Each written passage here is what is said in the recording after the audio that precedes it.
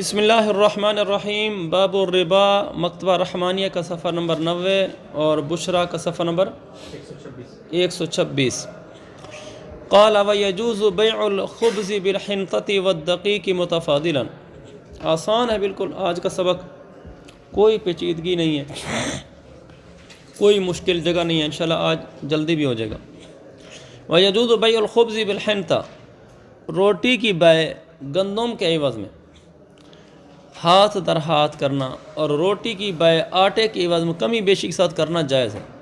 پیچھے ہم یہ پڑھتے رہے نا کہ ہم کہتے تھے جو آٹا ہے وہ گندم ہی کا جزو ہے، لہذا ایک جیسی چیزیں ہو گئیں، تو یہ خیال روٹی کے بارے میں بھی آ سکتا تھا کہ روٹی بھی تو آخر گندم سے ہی بنی ہوئی ہے، تو جب گندم کو روٹی کے بدلے میں بیچیں گے اور اسی طرح روٹی کو آٹے کے بدلے میں کمی بیشی کے ساتھ بیچیں گے تو جائز ہے، اس لیے کہ روٹی تو عددی ہے اور یا موزونی ہے۔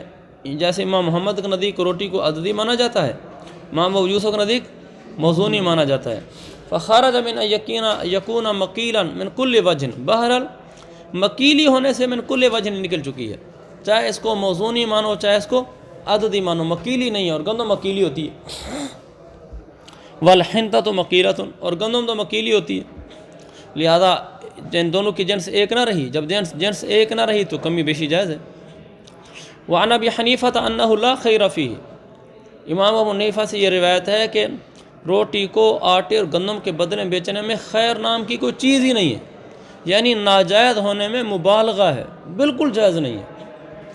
والفتوی علی الاول، فتویٰ پہلے قول کے اوپر ہے، یعنی یہ جائز ہے۔ وہذا اذا کان نقدین، یہ جو ہم نے کہا ہے نا کہ گندم کو روٹی کو گندم کے بدلے میں بیچنا جائز ہے، یہ اس وقت ہے جب دونوں نقد ہوں۔ اگر فإن كانت الحنطة نسیئة جاز ایضا، اگر گندم ادھار ہو یا آٹا ادھار ہو پھر بھی جائز ہے۔ گندم کو ادھار ڈال دیا، روٹی نقد دے دی، میں نے آپ کو 10 روٹیاں دے دیں، میں نے کہا اس کے بدلے میں مثلا 5 کلو آٹا 5 کلو گندم مجھے آپ بعد میں دے دینا، یہ گندم ادھار ہو گئی، تو بھی یہ صورت جواز کی ہے۔ وَإِنْ كَانَ الْخُبْزُ نَسِيَّةً، اگر روٹی ادھار کی ہو تو پھر امام ابو یوسف کے نزدیک جائز ہے، اور اسی پر فتویٰ ہے۔ لِأَنَّهُ أَسْلَمَ فِي مَوْزُونٍ، کیونکہ جب روٹی ادھار ہوگی تو یہ بائسلم ہو جائے گی نا۔ مثلا میں نے آپ کو گندم ابھی دے دی 5 کلو، میں نے کہا 5 کلو لے لو، اس کے بدلے میں آپ نے مجھے مثال کے طور پر 20 روٹیاں دینی ہیں ہفتے بعد ہمارے یہاں تقریب ہے تو آپ 20 روٹیاں پہنچا دینا۔ تو 20 روٹیاں جب آپ کو پہنچانے کا کہا، امام ابو یوسف رحمۃ اللہ علیہ کے نزدیک یہ روٹی موزونی ہے، تو وزن بتایا جائے گا کتنے روٹی آپ دیں گے، پھر 20 روٹیاں نہیں ہو گیا، پھر یہ ہوگا کہ آپ مجھے 1 کلو وزن کے برابر روٹیاں دیں گے، یعنی 1 کلو میں جتنی روٹیاں بھی چڑھیں گی نا آپ اتنی روٹیاں مجھے دیں گے۔ گندم میں نے آپ کو بھی دے دی، 1 کلو روٹیاں آپ نے مجھے ہفتے بعد دینی ہیں، تو یہ جائز ہے، اس لیے کہ ایک موزونی چیز میں بیع سلم کی ہے، وزن اس کا معلوم ہو گیا ہے تو جہالت ختم ہو گئی ہے، جائز ہو گیا۔ فتویٰ بھی اسی پر ہے کہ روٹی کو ادھار کرنا جائز ہے وزن کے ساتھ۔ وَقَدَ السَّلَمُ فِي الْخُبْزِ جَائِزٌ فِي الصَّحِيحِ، اسی طرح بیع سلم میں خبز جائز ہے، صحیح قول کے مطابق وہ لکھا وزنن۔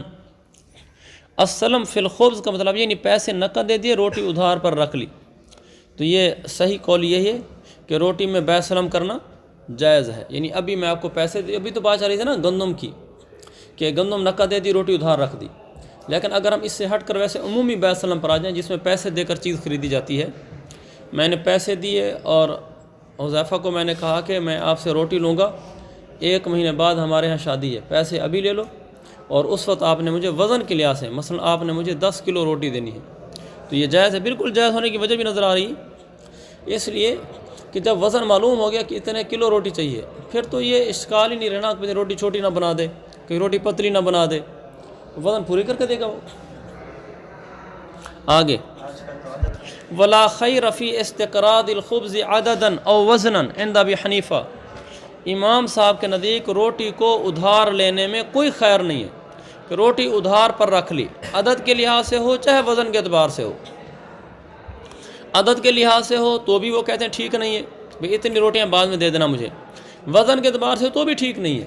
وہ فرماتے ہیں لِأَنَّهُ يَتَفَاوَتُ بِالْخَبْزِ، خبز تو نہیں لکھا ہوا، خبز ہمارے یہاں خبز لکھا ہوتا جو ٹھیک نہیں تھا، خبز کا معنی پکانا، کیونکہ روٹی میں فرق پڑ جاتا ہے پکانے کے اعتبار سے اور پکانے والے کے اعتبار سے، خباز کے اعتبار سے اور تنور کے اعتبار سے۔ اور تقدم اور تاخر کا مطلب یہ ہے پہلے اور بعد میں، کہ جو روٹی تنور میں پہلے لگتی ہے وہ روٹی اور طرح ہوتی ہے، شروع میں روٹی جل جاتی ہے، آگ تیز ہوتی ہے، اور تاخر جو روٹی بعد میں لگتی ہے اس روٹی میں فرق ہوتا ہے۔ اور تو اس لحاظ سے پکانے والے کے لحاظ سے فرق ہوتا ہے، پکانے کے لحاظ سے فرق ہوتا ہے، تو ان چیزوں میں فرق کی وجہ سے روٹی میں فرق پڑ جاتا ہے۔ جب روٹی میں فرق پڑ جاتا ہے تو کل وہ جب عددی دے گا تو جھگڑا کھڑا ہو جائے گا۔ اچھا، عند محمد یجوز بہما للتعامل، اور امام محمد کے نزدیک روٹی کا ادھار لینا جائز ہے، عددی لحاظ سے بھی جائز ہے، وزنی لحاظ سے بھی جائز ہے۔ کیا یاد کرو گے تعامل کی وجہ سے؟ اگلی بات بھی کیا یاد کرو گے؟ والفتوى علی قول محمد، جیسا کہ فتاوی شامیہ، بحر الرائق وغیرہ میں ہے، امام محمد کے قول پر فتویٰ ہے کہ تعامل کی وجہ سے روٹی ادھار لینا جائز ہے، چاہے وزنی طور پر لو چاہے عددی طور پر لو، جیسے ہمارے ہاں عددی طور پر روٹی ادھار لیتے ہیں تو یہ جائز ہے۔ جیسے ایک آدمی پیسے ابھی دے دیتا ہے اور اس کو کہتا ہے کہ روٹی ہم آپ سے فلاں تاریخ کو لیں گے، ہمارا ولیمہ ہے، تو اس تاریخ کی روٹی طے کر لیتا ہے، ابھی اتنی روٹی ہمیں چاہیے ہوگی، تو پہلے آرڈر بک ہو جاتے ہیں نا، تو یہ ٹھیک ہے۔ وَعِنْدَ أَبِي يُوسُفَ يَجُوزُ وَزْنًا وَلَا يَجُوزُ عَدَدًا لِلتَّفَاوُتِ فِي أَحَادِهِ، امام ابو یوسف کے نزدیک روٹی کا قرض لینا وزن کے لحاظ سے جائز ہے۔ نیچے لکھو نا وَبِهِ يُفْتَى لکھا ہوا ہے، یہ متقدمین کے ہاں بھی یفتہ ہے، متاخرون نے اس پر فتویٰ نہیں دیا، متاخرین نے امام محمد کے قول پر فتویٰ دیا، سمجھ گئے؟ یہ متقدمین کے ہاں مفتہ بھی ہے۔ امام ابو یوسف نزدیک جو جائز ہے وزناً اور جائز نہیں ہے عدداً۔ وزناً جائز ہونا تو بالکل معلوم ہے، اس لیے کہ جب وزن معلوم ہو گیا تو جھگڑا نہیں ہوگا۔ عدداً جائز نہیں للتفاوت فی آحادہ، کیونکہ پھر اس صورت میں اس کے آحاد میں فرق ہوگا۔ آحاد مطلب اکائی کا مطلب اس کی ایک ایک روٹی میں فرق ہوگا، وہ اس لیے کہ کوئی روٹی چھوٹی ہوگی کوئی روٹی بڑی ہوگی، تو جب ایسا ہوگا تو پھر جھگڑا کھڑا ہو جائے گا، اس لیے یہ جائز نہیں ہے۔ آگے ولا ربا بین المولا و عبدہ، اگلا مسئلہ سود کے بارے میں مولا اور عبد کا۔ مولا اور اس کے عبد کے درمیان کوئی سود نہیں ہے، بالکل واضح سی بات ہے۔ لأن العبد وما فی یدہ ملک لمولاه، کیونکہ غلام اور غلام کے قبضے میں جو کچھ ہے وہ مولا کی ملک ہے، فلا یتحقق الربا، لہذا سود ثابت نہیں ہوگا۔ مثلا میں نے اپنے مولا کو 1,00,000 روپیہ دیا، میں نے کہا واپسی آپ سے 1,10,000 روپے لوں گا، تو وہ میرا 1,00,000 جو اس کے پاس گیا وہ میرا ہی ہے، 1,10,000 دے گا وہ بھی میرا ہی ہے، مولا بھی خود میرا ہی ہے، تو یہ تو اپنی چیز ہی اپنے بدلے میں لے رہے ہیں، تو یہ کوئی سود نہیں ہے۔ اچھا وہذا، لیکن یہ اس وقت ہے عدم کون الربا اذا کان معذون لہ، جب یہ غلام معذون لہ فی تجارت ہو، جب اس کو تجارت کی اجازت دی ہوئی ہو، اس وقت اس میں ربا نہیں ہوگا۔ ولم یکن علیہ دین، اور اس پر ایسا دین نہ ہو جس کے رقبہ کو محیط ہو، تو اس وقت یہ ہوگا۔ کیونکہ دیکھو نا، جب اس پر ایسا قرضہ نہیں ہے جو اس کے رقبہ کو محیط ہو، تو غلام کس کا شمار ہوگا؟ آقا کا شمار ہوگا۔ جب قرضہ ہوگا تو پھر دوسروں کا ہو جاتا ہے نا، اس لیے آگے لکھا ہے وَإِنْ كَانَ عَلَيْهِ دَيْنٌ لَا يَجُوزُ بِالاتفاق، اگر غلام پر قرضے چڑھ گئے ہیں تو اب غلام مولا کی ملک نہیں رہا نا، تو اب بالاتفاق یہ جائز نہیں ہوگی۔ نیچے لکھا بھائی بالتفاضل، یعنی مثلا ایک چیز میں نے 1,00,000 دیا کہ آپ سے 1,05,000 لوں گا، یا اس طرح گندم کی بوری میں کچھ کر رہے تھے، تو وہ جو تفاضل ہوگا اب یہ بالکل جائز نہیں ہوگا۔ وجہ لِأَنَّ مَا فِي يَدِهِ لَيْسَ مِلْكَ الْمَوْلَى، اس لیے کہ جو اس کے قبضے میں مولا کی ملک نہیں ہے امام صاحب کے نزدیک۔ وَعِنْدَهُمَا تَعَلَّقَ بِهِ حَقُّ الْغُرَمَاءِ، اور صاحبین کے نزدیک اس سے غرماء کا حق متعلق ہو چکا ہے۔ جب غرماء کا حق امام صاحب کہتے ہیں یہ مولا کی ملک ہی نہیں ہے، اور وہ صاحبین کہتے ہیں کہ غرماء کا حق متعلق ہو گیا، اب غرماء اس کو لے کر جائیں گے، فَصَارَ كَالْأَجْنَبِيِّ، لہذا وہ مولا کے لیے اجنبی کی طرح ہو گیا، اس لیے کہ غرماء قرض خواہ، ان کا حق متعلق ہو گیا کہ بھائی اب اس غلام کو ہم نے لے جانا ہے۔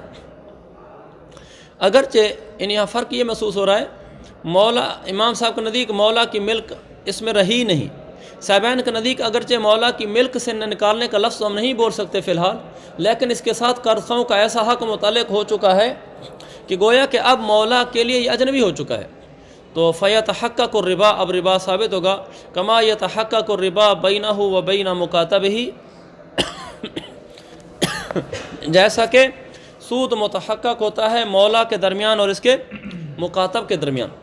بینہ کی ضمیر کا مرجع مولا، آپ کے یہاں کیا لکھا ہوا ہے؟ کچھ نہیں، اس کو مولا کر لو۔ جیسا کہ سود، اصل میں ہمارے ہاں نمبر ٹھیک نہیں دیا ہوتا، اس لیے میں نے اس کو پوچھ رہا تھا۔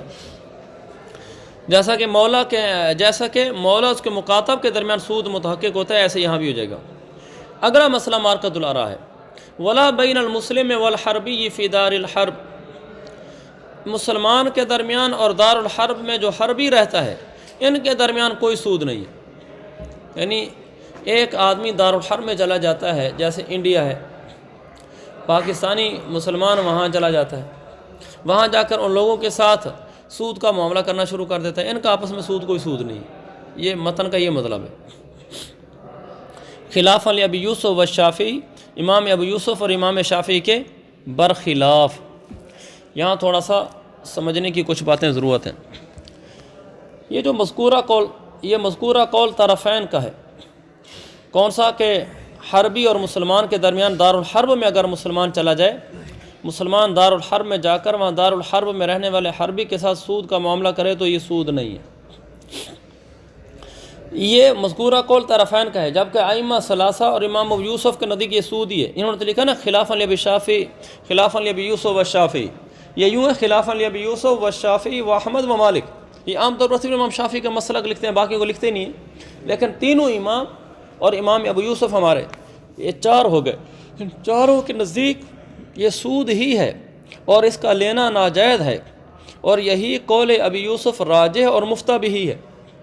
فتویٰ اسی پر ہے، جیسے قاموس الفقہ صفحہ نمبر 471 جلد نمبر 3 یہی لکھا ہوا ہے کہ فتویٰ امام یوسف کے قول پر ہے۔ احسن الفتاویٰ صفحہ نمبر 20 جلد نمبر 7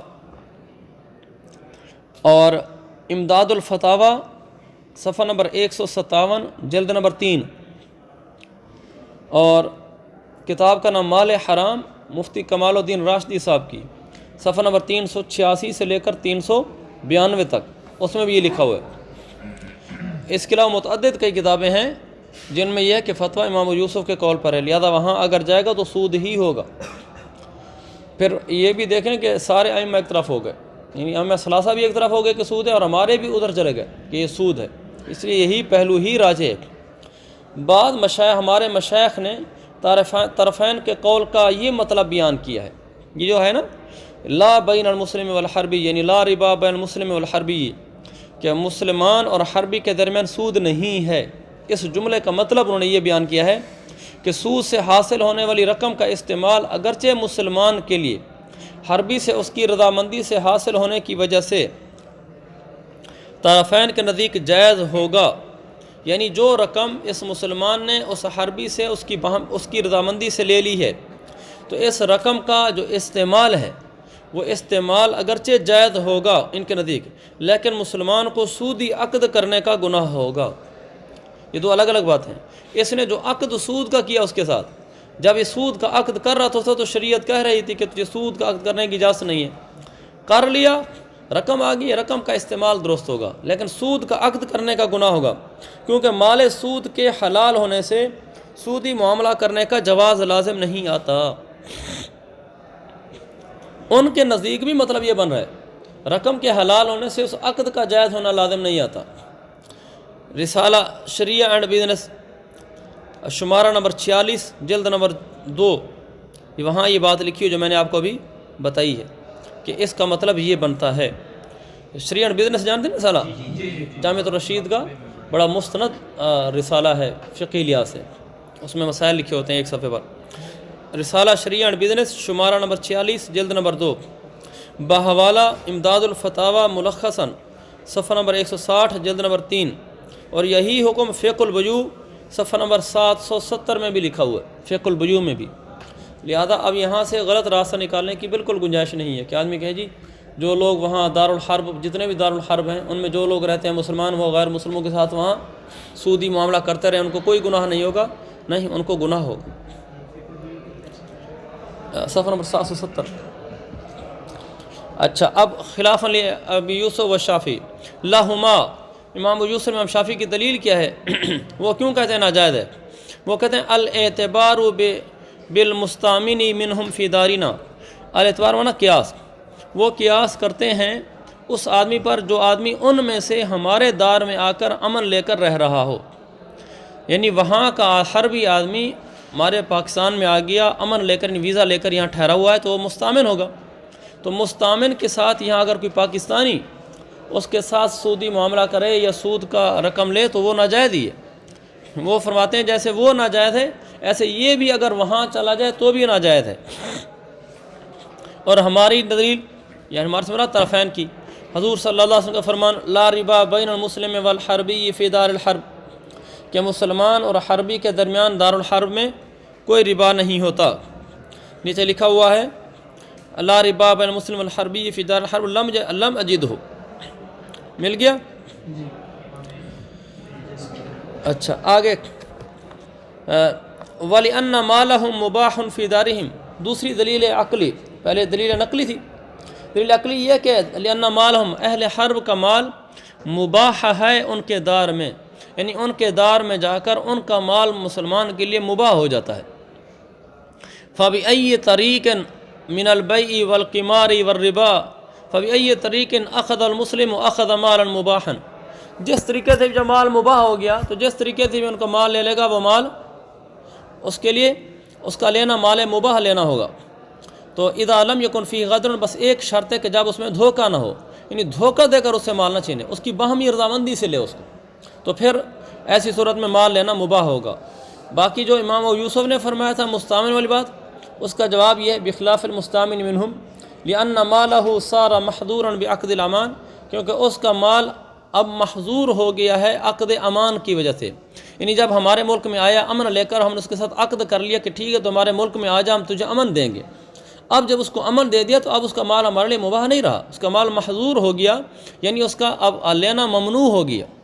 اب چونکہ مال لینا ممنوع ہو چکا ہے تو اس کا حکم اور ہے، اور جو دارالحرب میں رہتا ہے اس کا حکم اور ہے۔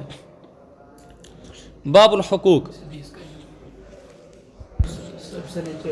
یہ مفتی ابو لبابہ صاحب نے اس پر حاشیہ دیا لا ربا بین والا، تو انہوں نے مسئلہ کافی تفصیل سے لکھ دیا۔ وہ فرماتے ہیں یہ خبر ہی مجہول ہے، یہ کسی صحیح مسند روایت میں نہیں ہے، کسی معتبر کتاب میں نہیں ہے، اس کے علاوہ مرسل ہے، محتمل ہے، اور یہ بھی احتمال ہے کہ لا ربا سے مراد نہیں ہو، کہ ربا نہیں کرنا آپ نے، یعنی مسلمان نے دارالحربی کے ساتھ ربا والا معاملہ بالکل نہیں کرنا، جیسے قرآن میں آتا ہے لا رفث ولا فسوق ولا جدال فی الحج، حج میں جھگڑا نہیں ہے، اس کا یہ مطلب نہیں کہ حج میں جھگڑا ممنوع نہیں ہے، حج میں جھگڑا کرنا نہیں ہے۔ تو لا ربا بین المسلم والحربی کا مطلب ہے مسلمان اور حربی کے درمیان سود کا معاملہ نہیں کرنا ہے، اور بھی آگے انہوں نے کافی تفصیل سے لکھا ہوا ہے، لیکن جس سے انہوں نے بڑا کھول کر واضح کر کے لکھ دیا ہے کہ اس لا ربا سے بالکل ثابت نہیں ہوتا کہ سود نہیں ہوتا، بلکہ سود ہی ہوتا ہے۔ باب الحقوق، ومن اشترى منزلا فوقہ، اور منزل حقوق کے بارے میں باب، جس آدمی نے ایک گھر خریدا جس کے اوپر گھر تھا، فلیس لہ الاعلیٰ، تو اس کے اوپر والا گھر نہیں ملے گا۔ پہلے یہ سمجھ لیں کہ منزل کس کو کہتے ہیں، بیت کس کو کہتے ہیں، دار کس کو کہتے ہیں۔ ہمارے اردو میں تو چونکہ منزل بیت دار سب گھر کو کہتے ہیں، لیکن عربی میں منزل حاشیے میں دیکھو اسم لما یشتمل علی بیوت و صحن مسقف و مطبخ یسکنہ الرجل بعیالہ، تو یسکنہ کی بجائے ینزل لکھ دو تو زیادہ اچھا ہے، آدمی نے اس میں پڑاؤ ڈالا ہوتا ہے کہ منزل کے ساتھ لفظ جڑ جائے۔ منزل اس کو کہتے ہیں جو شامل ہوتا ہے کمروں پر، یعنی اس میں کئی کمرے ہوتے ہیں، اور اس میں ایک صحن ہوتا ہے جس پر چھت بھی ڈالی ہوتی ہے، اور کچن ہوتا ہے جس میں آدمی نے اپنے بال بچوں کے ساتھ پڑاؤ ڈالا ہوا ہوتا ہے، مستقل ایک بڑا گھر جس کو آپ کہہ سکتے ہیں، جس میں کمرے ہیں، کچن ہے اور چھتی ہوئی جگہ ہے۔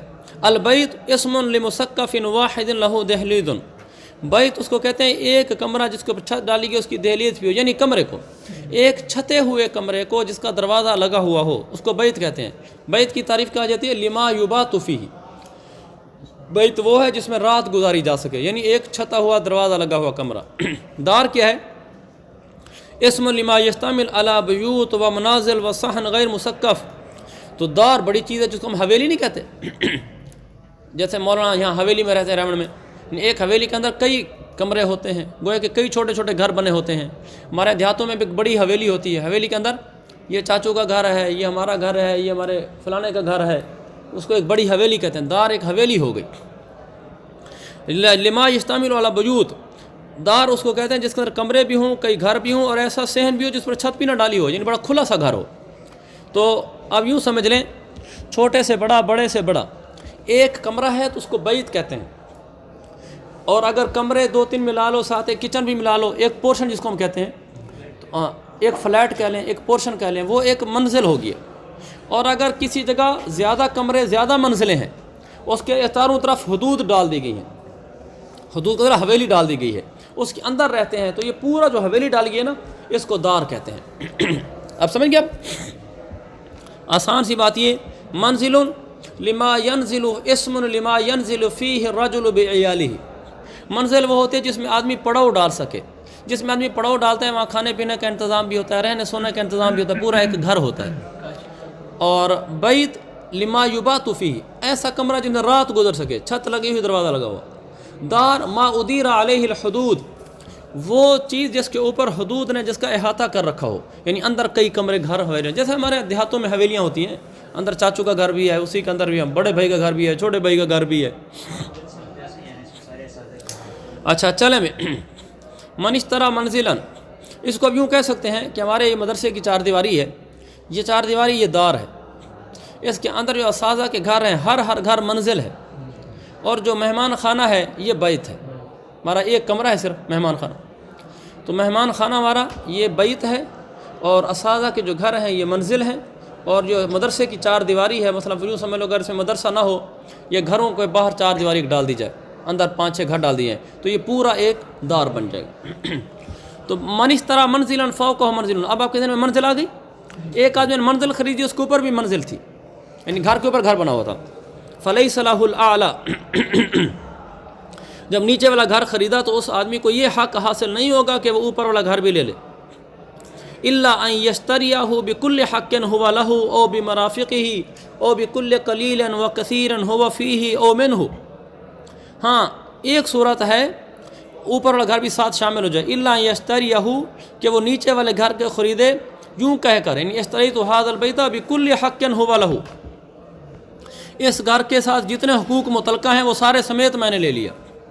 اب اوپر والا بھی ساتھ شامل ہو جائے گا. بکل حق کہہ دیا نا، او بمرافق ہی کہہ دیا، یا یوں کہہ دیا کہ اس کے مرافق سمیت. مرافق لفظی ترجمہ کرتے ہیں ویسے منافع، یعنی اس کی دوسری مصالح، منافع اس گھر سے متعلقہ جو بھی ہیں وہ بھی ساتھ ہی میرے ہوں گے. پھر آ جائے گا او بکل قلیل و کثیر هو فیہ او منہ. فیہ او منہ، ان دونوں کی ضمیر جائے گی منزل کی طرف. یا ہر تھوڑی وہ زیادہ چیز جو اس میں ہے یا جس کا اس سے تعلق ہے، یعنی یوں کا بکل قلیل و کثیر هو فیہ، یا یوں کا بکل قلیل و کثیر هو منہ. اس طرح کا جملہ بولا، یعنی یوں کہا اشتریت هذا المنزل، نیچے والی منزل کے بارے میں کہہ رہا ہے، خرید نیچے والی منزل رہا ہے، کہ اشتریت هذا المنزل بکل قلیل و کثیر هو فیہ بکل قلیل و کثیر هو منہ. اگر یہ کہا تو پھر اوپر والی منزل بھی ساتھ شامل ہو جائے گی. ومن اشترى بیتا، اور جس آدمی نے بیت خریدا، فوقہ بیت، ایک بیت خریدا اس کے اوپر بیت تھا. اس کا ترجمہ میں گھر اس لیے نہیں کر رہا کیونکہ اب ہمارے ان عبارتوں میں منزل و بیت اور دار میں فرق ہے. اردو میں سب کا ترجمہ گھر ہوتا ہے، تو یہاں گھر کرنے سے اشتباہ ہو جائے گا، لہذا بیت کا ترجمہ میں بیت ہی کروں گا. جس آدمی نے بیت خریدا جس کے اوپر بیت تھا، بکل حق هو له، یہ اس نے نیچے والا کمرہ خریدا بھی، اشتریت هذا البیت بکل حق هو له. او بعبارت اخرى من الثلاث، یا جو اوپر 3 عبارتیں اور ہیں، بمرافقی، بکل قلیل و کثیر والی، تینوں عبارتوں میں سے کوئی عبارت بھی ساتھ بول دی. لم یکن له البیت الاعلی، اس کے باوجود اس کو اوپر والا گھر، اوپر والا بیت نہیں ملے گا. منزل میں اگر جملہ بولا تھا تو اوپر والا ملے گا، بیت میں اگر ان عبارتوں میں سے کوئی عبارت بولی تو اوپر والا کمرہ نہیں ملے گا. ومن اشترى دارا بحدودها، اگر ایک آدمی نے دار خریدا اس کی حدود سمیت، بس گھر کی جہاں تک باؤنڈری ہے پوری باؤنڈری سمیت میں نے گھر خریدا ہے، فَلَهُ الْعُلْوُ وَالْكَنِيفُ، تو اس کو اوپر والا حصہ بھی ملے گا اور بیت الخلاء بھی ملے گا. یہ کہنے کے ساتھ جو اس کے اوپر کوئی بنی ہوئی ہے منزل تو وہ بھی اسی کو مل جائے گی، اور جو اس کے واش روم ہیں وہ بھی اسی کے ساتھ شامل ہو جائیں گی۔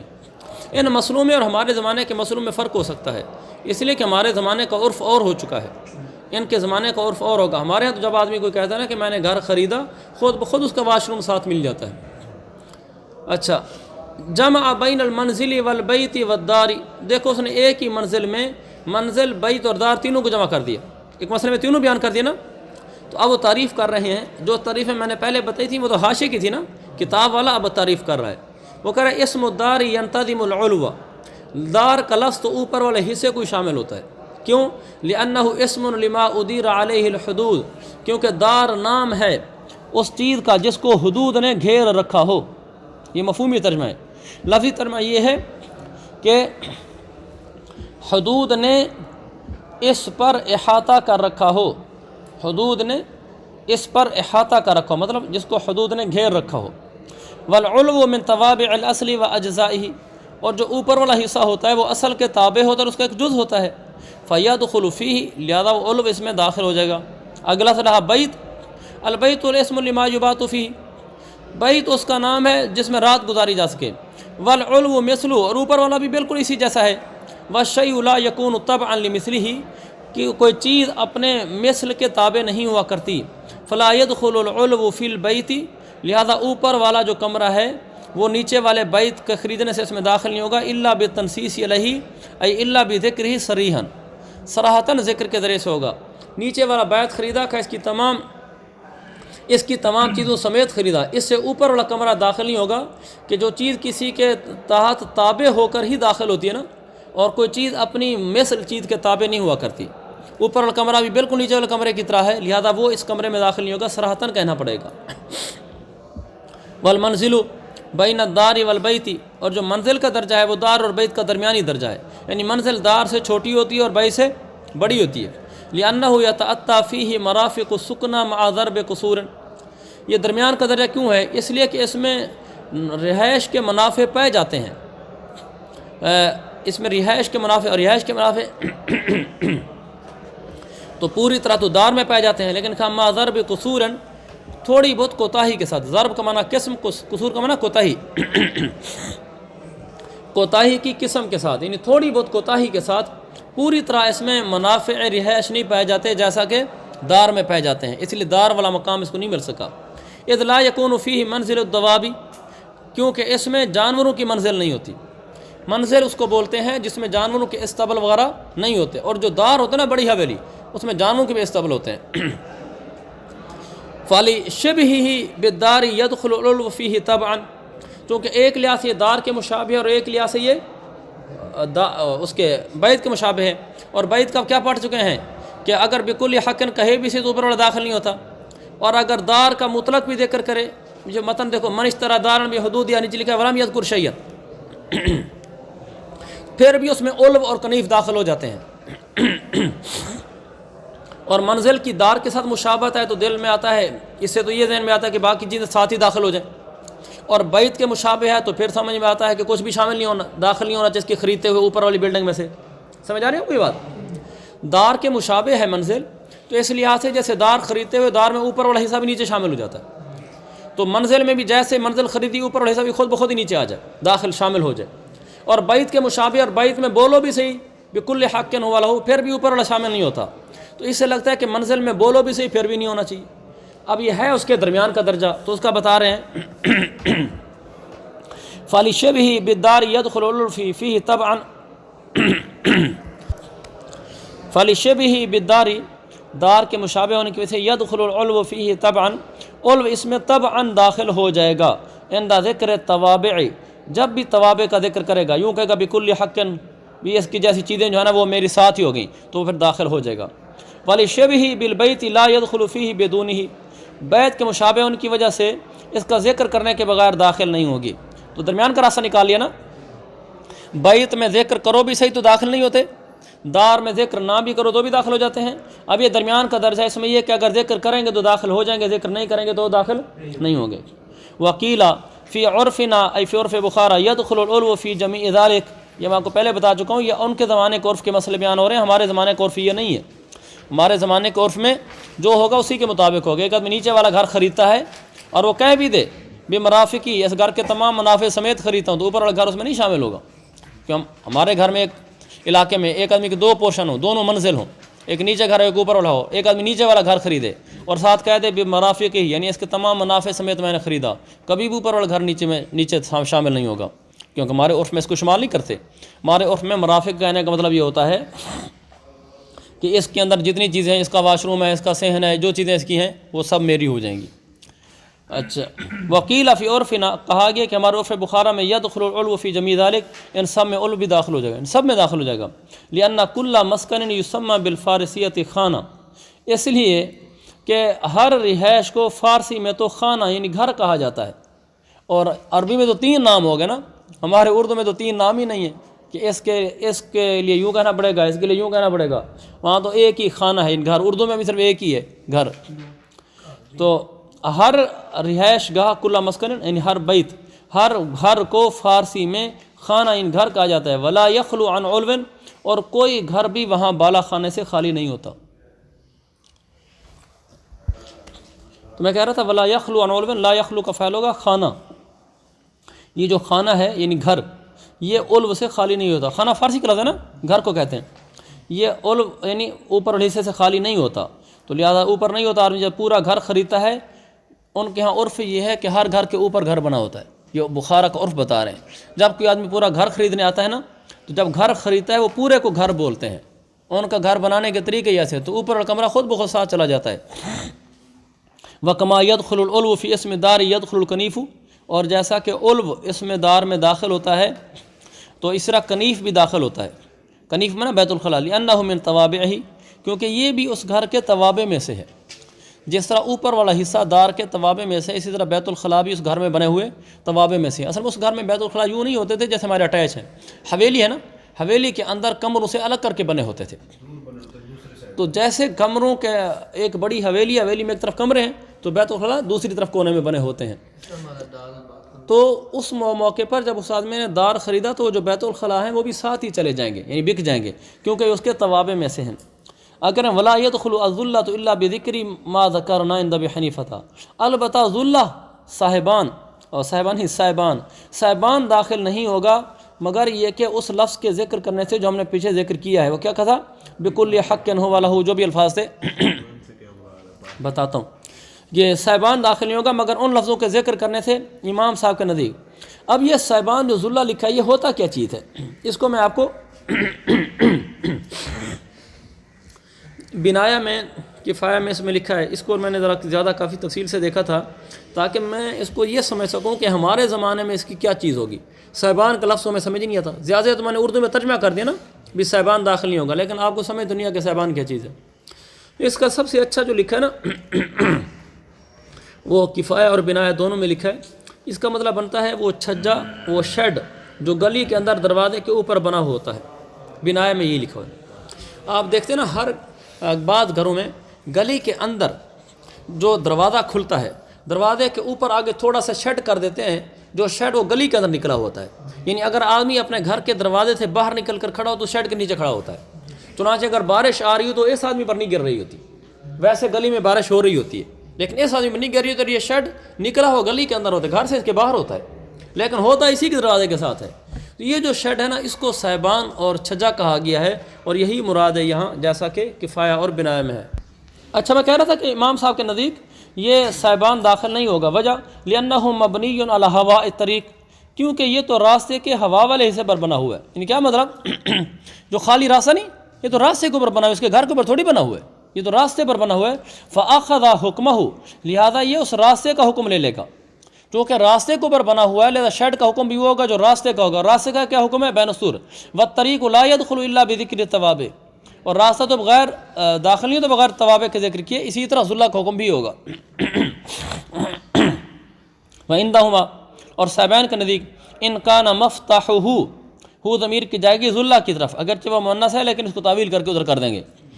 اور صاحبین کے نزدیک اگر اس کا مفتح کا معنی راستہ، اگر اس کا راستہ جو ہے وہ دار میں ہو تو یدخل من غیر ذکر شیء مما ذکرنا، پھر تو وہ داخل ہو جائے گا جو چیزیں ہم نے ذکر کی ہیں ان میں سے کسی چیز کو بھی ذکر کیے بغیر، یعنی بالکل یہ حق ہوا الحوالی، ان میں سے کسی کو بھی ذکر کیے بغیر وہ داخل ہو جائے گا، لأنہ من توابعہ، کیونکہ اب یہ دار کے توابع میں سے، فشابہ الکنیفہ، یہ کنیف کے مشابہ اس لحاظ سے ہو جائے گا کہ جس طرح کنیف توابع دار میں سے ہے، یہ بھی توابع دار میں سے ہونے کی وجہ سے بغیر ان عبارات ثلاثہ میں سے کسی عبارت کو ذکر کیے اس میں داخل ہو جائے گا۔ وَمَنْ اشْتَرَىٰ بَيْتًا فِي دَارٍ، ایک آدمی نے گھر میں ایک کمرہ خریدا، او منزلاً، یا ایک منزل خریدی، او مسکناً، یا مسکن خریدا۔ چلو اس کو کل کر لیں گے یہاں سے، من اشتریٰ بیتن سے، وقت پورا ہو گیا۔